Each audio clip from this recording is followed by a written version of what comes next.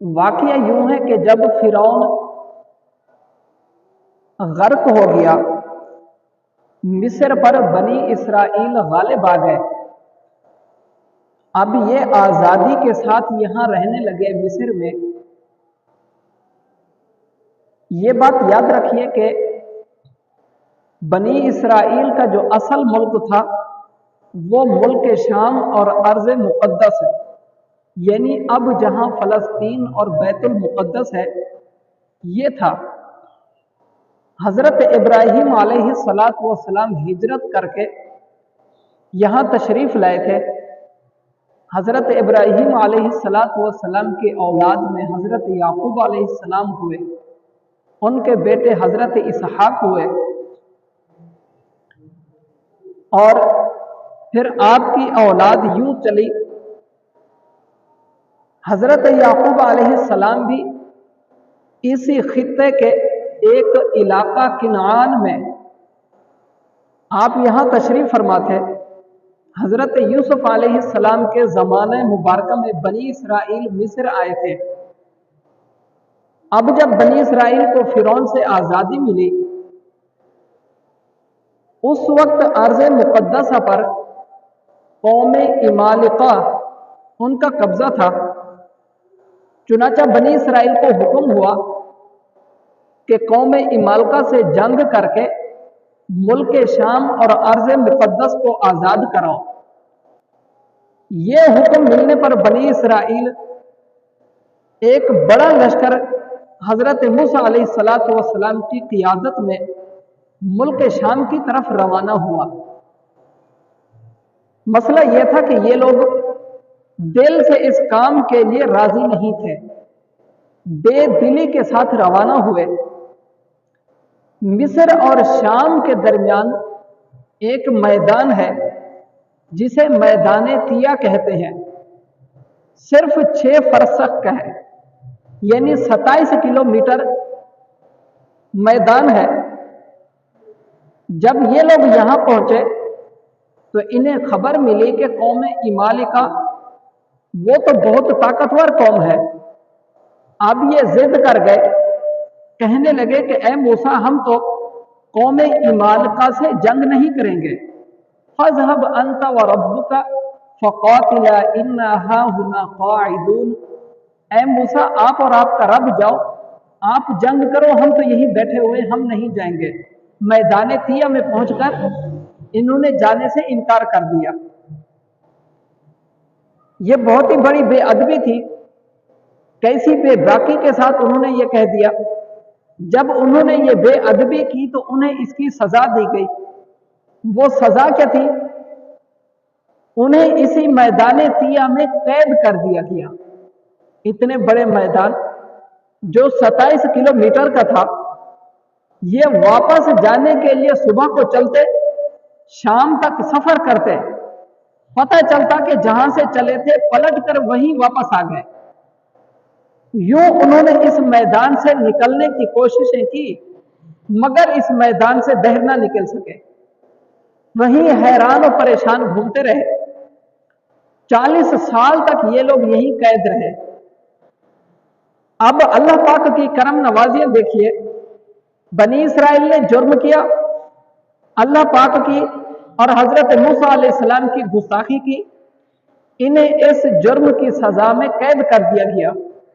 इस कैद के दौरान उन पर क्या करम नवाजियां हुई, अल्लाह ताला उनको जिक्र कुरान में इरशाद फरमाता है, वज़ल्ललना अलैकुमुल गमामा, और हमने तुम्हारे ऊपर बादल को साया बनाया।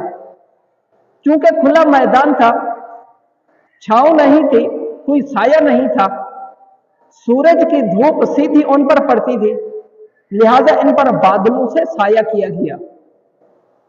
वह अंज़लना अलैकुमुल मन्ना वस्सलवा, और तुम्हारे ऊपर मन और सलवा उतारा। यहां खाने का इंतजाम नहीं था, इनके लिए आसमान से खाना उतारा गया। खाना भी क्या था?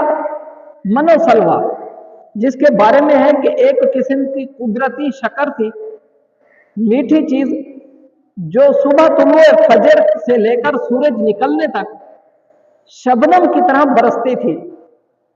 हर शख्स के हिस्से में 4 किलो आती। और सलवा जो है ये एक किस्म का छोटा परिंदा था जो भुना हुआ उनके पास आता था और ये खाया करते थे। इसके साथ साथ मजीद करम नवाजियां हुई। अल्लाह पाक ने आसमान से एक नूरी सुतून उतारा जो रात के वक्त उनके लिए रोशनी करता था। इस 40 साल के अरसे में इनके कपड़े मैले न होते थे, ना कपड़े पुराने होते थे, बाल और नाखून बढ़ते नहीं थे। जो बच्चा पैदा होता कपड़े पहने हुए पैदा होता, और उम्र के साथ जैसे जैसे उसका कद बढ़ता कपड़े भी साथ ही साथ बढ़ते रहते। ये बहुत ही ज्यादा करम नवाजी थी बनी इसराइल पर। लेकिन है मुजरिम, कैद किए गए हैं। इस कैद में भी हजरत मूसा अलैहिस्सलाम की बरकत से क्या क्या इनाम दिए गए। लेकिन इस कौम का हाल अजीब था। ये जुर्म करते, सजा मिलती, उस सजा के अंदर मजीद इनामात होते। ये उनका शुक्र करने की बजाय मजीद जुर्म कर डालते हैं। मकाम तिया में भी ऐसे ही हुआ। इस खुले मैदान में उन्हें सब सहूलियात मुयस्सर थी। सिर्फ एक हुक्म दिया गया, कुलू मिन त्वय्यिबाति मा रज़क़नाकुम, कि हमारी दी हुई पाकीज़ा चीजें खाओ, हमारी दी हुई पाकीज़ा चीजें खाओ। यानी रोज का खाना तुम्हें दिया जा रहा है, इसे बचा कर न रखो। अल्लाह पाक ने आज अता फरमा दिया है, कल फिर अता फरमाएगा, लिहाजा कल के लिए जखीरा न करो, रोज का रोज खा लिया करो। बनी इसराइल ने यह एक हुक्म भी ना माना, कल के लिए बचाकर रखना शुरू कर दिया। इसके 2 नुकसान हुए। एक नुकसान यह हुआ कि यह खाना सड़ना और खराब होना शुरू हो गया, और दूसरा नुकसान यह हुआ कि खाना उतरना बंद हो गया। अल्लाह पाक फरमाता है, वमा ज़लमूना वलाकिन कानू अनफुसहुम यज़लिमून, उन्होंने हमारा कुछ नहीं बिगाड़ा बल्कि अपनी जानों पर ही जुल्म करते रहे। यानी बनी इसराइल ने हुक्म न मानकर अपना ही नुकसान किया। दुनिया में नेमत से महरूम हुए और आखिरत में सजा के हकदार हो गए। ये एक आयत मुबारका जिसमें बनी इसराइल का एक वाकया जिक्र किया गया, इसमें हमारे लिए सीखने की कई सारी बातें हैं। पहला सबक तो यह है, पहले सीखने की बात यह है, बनी इसराइल ने अल्लाह का हुक्म न माना, उसकी सजा क्या मिली? उन्हें खुले मैदान में कैद कर दिया गया। ये हैरान और परेशान इधर से उधर जाते, सारा दिन सफर करते, मगर जहां से चलते वहीं के वहीं रहते, घूम फिर के शाम को वापस उसी जगह पर आ जाते। मालूम हुआ कि अल्लाह पाक की नाफरमानी हैरानी और परेशानी का सबब है। अल्लाह पाक की नाफरमानी परेशानी का सबब है। हमारे साथ भी बाज़ दफा ऐसे होता है, बहुत परेशानियां जकड़ लेती हैं इंसान को। कभी ऐसा होता है घर में कोई बीमार हो गया, बेटा बीमार हुआ, उसका इलाज कराया, वो ठीक हुआ, बेटी बीमार हो गई।